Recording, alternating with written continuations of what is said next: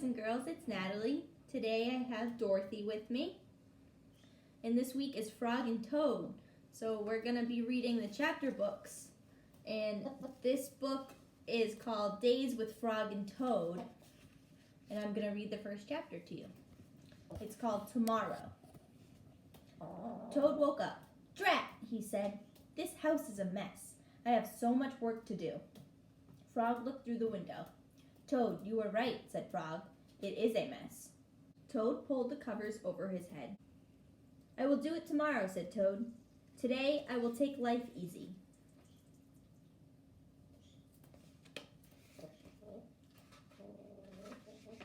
Frog came into the house. "Toad," said Frog, "your pants and jacket are lying on the floor."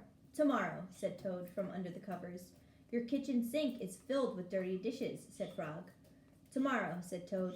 "There is dust on your chairs." "Tomorrow," said Toad. "Your windows need scrubbing," said Frog. "Your plants need watering." "Tomorrow!" cried Toad. "I will do it all tomorrow."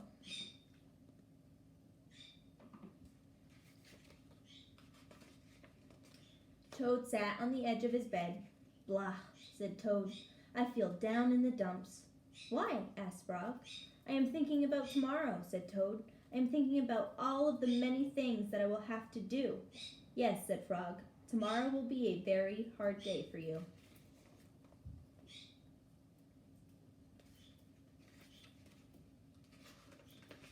"But Frog," said Toad, "if I pick up my pants and jacket right now, then I will not have to pick them up tomorrow, will I?"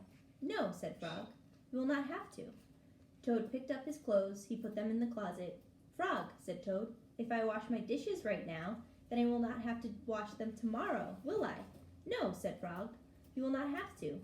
Toad washed and dried his dishes. He put them in the cupboard.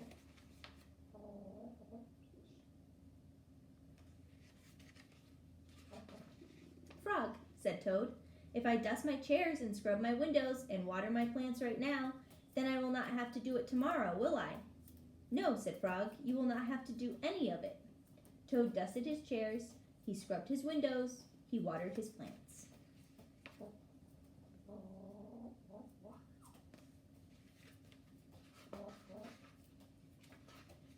"There," said Toad. "Now I feel better. I am not in the dumps anymore." "Why?" asked Frog. "Because I have done all that work," said Toad. "Now I can save tomorrow for something that I really want to do." "What is that?" asked Frog. "Tomorrow," said Toad, "I can just take life easy." Toad went back to bed. He pulled the covers over his head and fell asleep.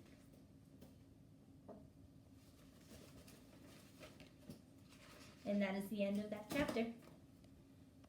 Okay, this chapter is called The Kite. Frog and Toad went out to fly a kite. They went to a large meadow where the wind was strong.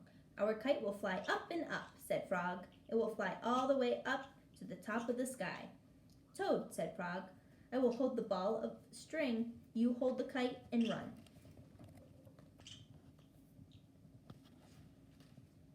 Toad ran across the meadow. He ran as fast as his short legs could carry him. The kite went up in the air. It fell to the ground with a bump. Toad heard laughter. 3 robins were sitting in a bush. "That kite will not fly," said the robins. "You may as well give up." Toad ran back to Frog. "Frog," said Toad, "this kite will not fly. I give up."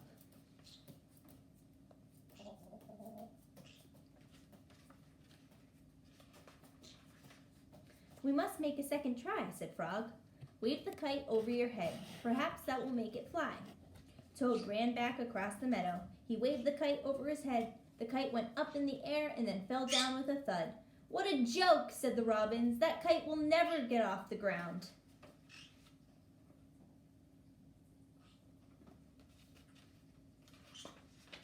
Toad ran back to Frog. "This kite is a joke," he said. "It will never get off the ground." "We have to make a third try," said Frog. "Wave the kite over your head and jump up and down. Perhaps that will make it fly." Toad ran across the meadow again. He waved the kite over his head. He jumped up and down. The kite went up in the air and crashed down into the grass.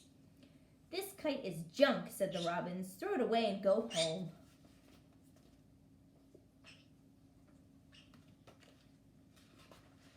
Toad ran back to Frog. "This kite is junk," he said. "I think we should throw it away and go home." "Toad," said Frog, "we need one more try." Wave the kite over your head, jump up and down, and shout, "Up, kite, up!" Toad ran across the meadow. He waved the kite over his head. He jumped up and down and shouted, "Up, kite, up!" The kite flew up into the air. It climbed higher and higher.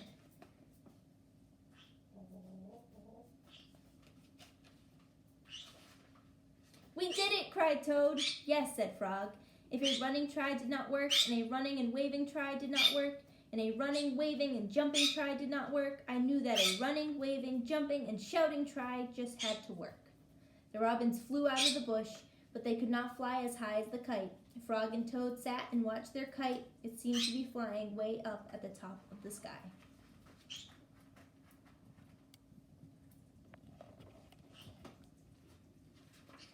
And that's the end of that chapter. Bye, boys and girls. Okay, the third chapter is called Shivers. The night was cold and dark. "Listen to the wind howling in the trees," said Frog. "What a fine time for a ghost story." Toad moved deeper into his chair. "Toad," asked Frog, "don't you like to be scared? Don't you like to feel the shivers?" "I am not too sure," said Toad. Frog made a fresh pot of tea. He sat down and began his story.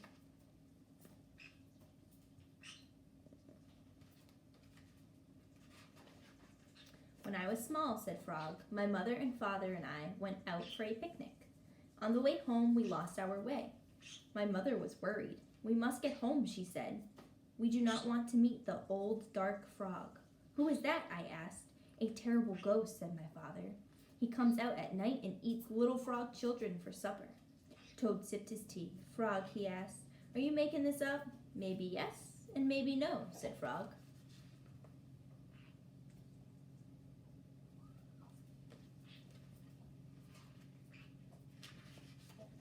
"My mother and father went to search for a path," said Frog. "They told me to wait until they came back. I sat under a tree and waited. The woods became dark. I was afraid. Then I saw two huge eyes. It was the old dark frog. He was standing near me."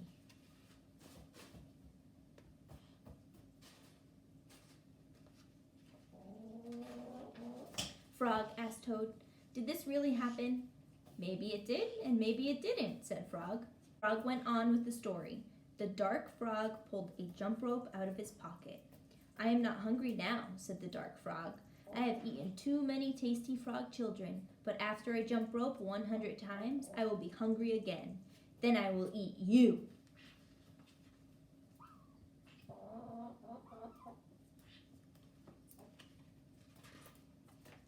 The dark frog tied one end of the rope to a tree.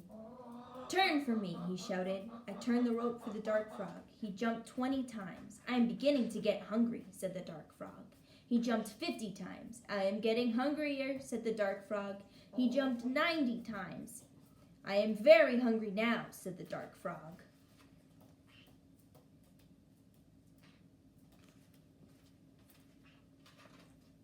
"What happened then?" asked Toad. "I had to save my life," said Frog. "I ran around and around the tree with the rope. I tied up the old dark frog. He roared and screamed. I ran away fast."